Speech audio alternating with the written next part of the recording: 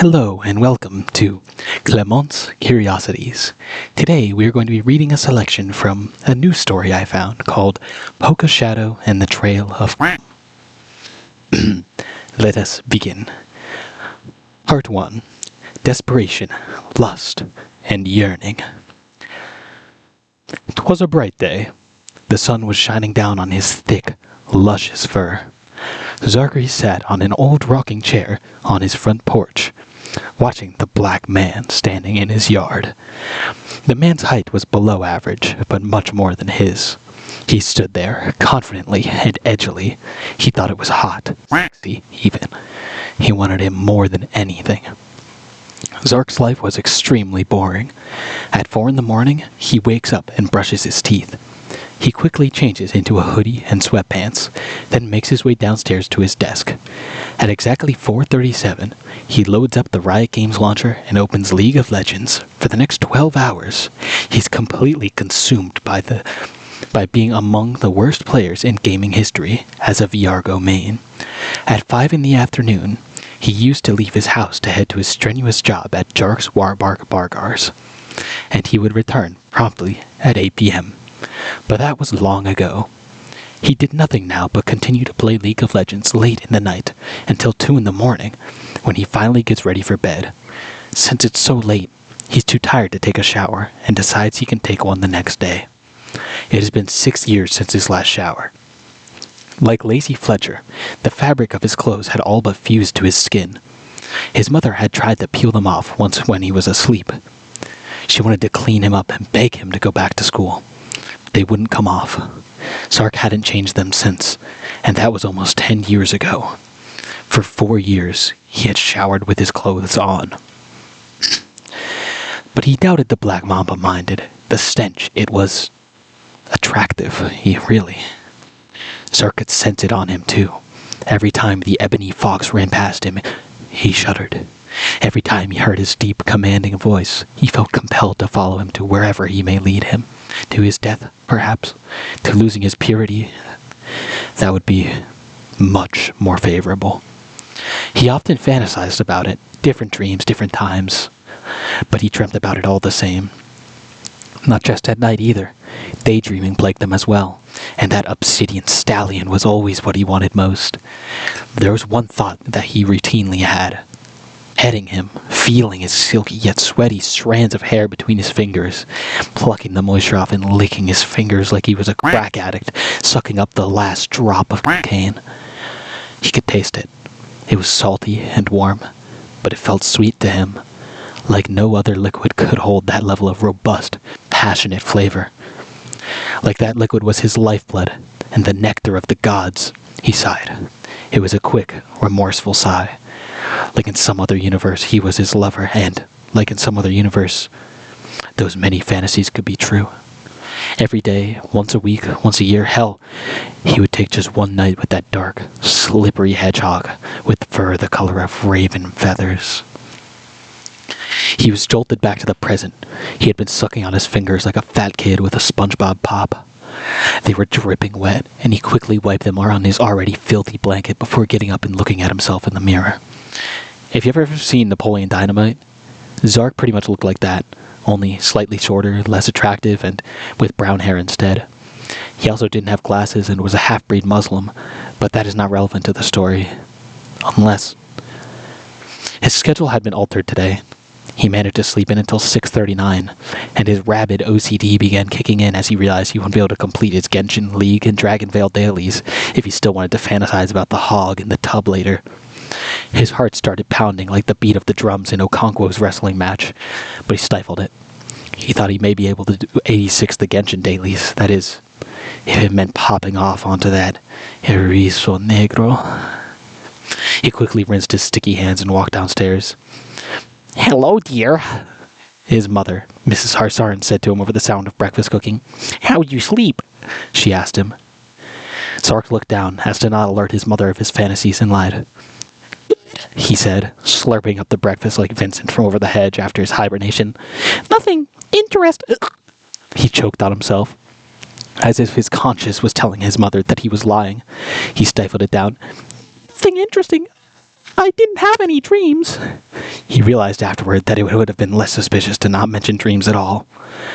"Well, at least you slept," she said, bags under her eyes, apparently not in the least bit suspicious. "I didn't get a wink of sleep. I kept having these odd dreams about Sonic characters." Zark's eyebrow raised. "I don't even know how I know them. I must have seen you and your brother playing it at some point." Zark's heart raced. He had thought himself to be the only one with these fantasies, but could it be that Shadow was powerful enough to radiate desire through him and onto others? Zark shuddered at the prospect, but soldiered on regardless, thinking of those furry arms caressing his body and using it as consolation. He got lost in that thought for a moment, and was only ripped from it when his mother grabbed him by the shoulder. "Zark," she said, "I want you to know that I'm proud of you. I know going to college can be hard, but I know you have the strength to do it." It was the first time his mother had ever expressed affection for him, and he had a foreign feeling. "Thanks, Ma," he said back before biting his tongue. He had been playing with his friend, Matthew, the other day, and he was worried the Italian juices had seeped into the pores of his face, plaguing his mind with that spaghetti language nonsense. His mother thought she might press her luck. "So," she said, putting her fingers together like this, "do you think you might go to school today?" Zark was in a bad place. It had happened years ago. He was well respected by all of his peers and teachers. He was the valedictorian, and he had the love of his life by his side. One fateful day, he had decided to join the school theater club, and when he found out his wife, the lead, was to kiss another man, he really wasn't worried. He joked about it, sure, but never thought that anything would come of it.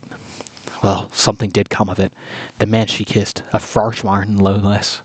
He stole her away from Zark and violated their sanctity, like Marcellus Wallace was violated at the end of Pulp Fiction. He hadn't shown his face at school since that day, and his academics had suffered. He was no longer the valedictorian, if not completely thrown from the school's records. Not only that, but he had accrued at least a couple hundred absence days, and all of his grades had become lower than his former friend Sharon's testosterone level.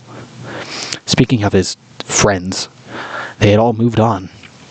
He's supposed to go to Penn State with his best friend Jarcy, who was voted both the most smartest, 240 IQ, and as having the biggest dick in the entire grade level, verified by measurements. But Zark had abandoned that idea long ago, around the time when his love abandoned him. Now he had been wearing that costume from his character, Barl Arstarn, since his chub had become a thin Lizzie. He didn't respond to his mother. He just tucked his tail betwixt his legs and waddled upstairs to his computer. His phone rang, and he debated briefly before picking it up. He said, voice cracking like he was a submissive schoolgirl in an ugly bastard. "Hey Zark, it's me, Sard, calling from my college after I see." Sard had planned to go to a more prestigious school, but affirmative action was recently banned by the 2032 election winner, Darnarl Trump, and now nobody wanted him. "I was wondering," he trailed off. "Well, I was wondering if you'd come with me to alumni night." Zark didn't have to think. He was an alumnus of the Shadow School of after all, as his Reddit bio clearly stated. "Oh," he said promptly, and hung up. He sighed harshly. That was far too much social interaction. Honestly, after the call, he had thought about the prospect of alumni night. He had been alone for so long, like a mole digging through the ground, he felt his eyes would burn when he finally hit the sunlight. But in a strange way, it was alluring. Despite everything his love had done to him, he felt that he would like to see her again, and she would likely be there. He didn't know if she was still with the adulterer, Barn Smarth, but he thought the chance to be good. Apparently, the raw tonguing he gave her pleasured her so immensely that she had never been able to experience happiness again. Apparently, that one primal pounding left her weak in the knees, but simultaneously left her unable to return her ruined body to her former lover, Zark. But even if she wasn't with him anymore, he doubted his ability to look her in the eyes without a simultaneous failing of his tear ducts and heart. Tears would flow out of him like the floodbanks of the Nile after a torrential rainstorm, and she would do nothing to help him, her mind only fixated on that man, Barn Smarth. Suddenly, there was a knock at the door. Zark slowly waddled his fat ass to the entryway.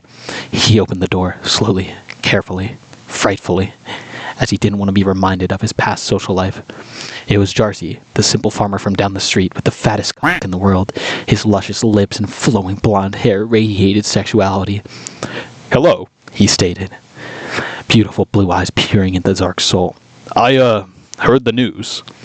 Zark's heart beat faster. He asked, E leaking from his flaccid paleness. Your brother. He said, slowly, just learning that Zark hadn't known.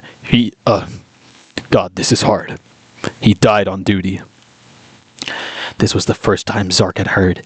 He had been glued to League for so long that he couldn't even remember his brother's name. It had been years since he saw him. And now that he realized he would never see him again, he became both sad and angry. Angry at himself, partially, for letting things get this bad, but mostly angry at Jarcy for having such a massive member. He had the paleness of that grandeur, of that raw stature, perhaps Arnyar, his former love, would not have left him for that little twinkie freshman. That, coupled with the news of his brother's death, he just realized he hadn't even known where he was stationed, even what branch he was in. Made him so incredibly melancholic. Didn't even think he'd be able to move from his piss-stained gamer seat for another 5 years at the minimum. A little toot leaked between his thighs. Jarcy smelt it and ran away. Paleness dragged on the floor as he escaped. Zark wondered briefly, if he was a woman, would he hit that? Yes, he thought, no doubt in his mind. Jarcy was hands down the most attractive man ever spawned from the earth. And Zark played League to drown his sorrows. Piss and sweat pouring from his bodies like the rains of the Zootopia Forest District for the next 12 hours, until at about 7 p.m., when he saw a dark shadow run across his window. He threw down his headphones immediately and ran to the window to see what it is. Nothing was there.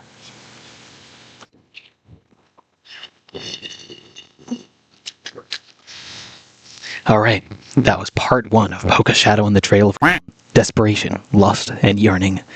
I hope you enjoyed, guys, and please, if you did, leave a follow, like, and subscribe for more. I'll see you in the next one.